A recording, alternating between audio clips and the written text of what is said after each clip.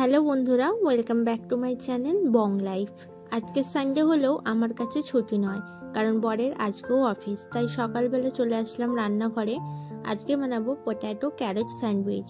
ভালো করে সেদ্ধ করে নেওয়ার পর নুন, জিরে আর একটু চাট মশলা দিয়ে ভালো করে এটাকে ম্যাশ করে নেবো। পটেটো স্যান্ডউইচ আমি এরকমভাবেই বানাই, বেশি কিছু মশলা আমি ইউজ করি না। সকালবেলার একটা চটজলদি খাবার এটা হয়ে যায়, আর খেতে কিন্তু খুব টেস্টি হয়। তোমরাও ট্রাই করো। আর একটু দেবো ধনেপাতা। সামান্য তেলে আলুটাকে ভালো করে একটু নেড়ে নিলাম আর ধনেপাতা অ্যাড করে দিলাম। তারপর আমাদের দিন শুরু হয় এরকম গরম গরম দুধ চা দিয়ে। রচা আমরা খেতে পারি না, কেন জানি না, হয়তো ভবিষ্যতে খাওয়ার চেষ্টা করব, কিন্তু এখন আপাতত দুধ চাই খাই। দেখো আমার পটেটো স্যান্ডউইচ রেডি হয়ে গেছে।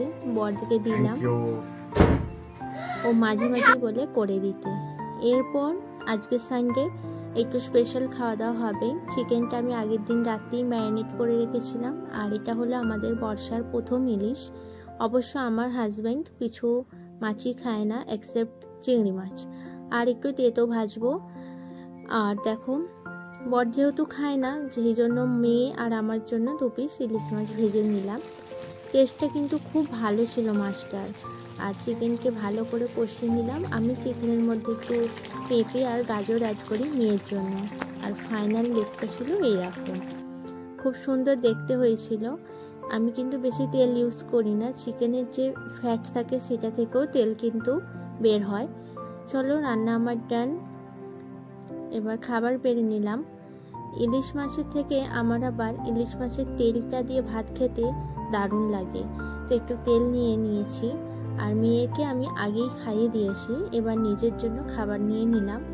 বর এখনো আসেনি, আসতে দেরি হবে বলল। এই যে মেয়ে খাওয়া দাওয়া করে নিয়েছে, ও এখন খেলছে।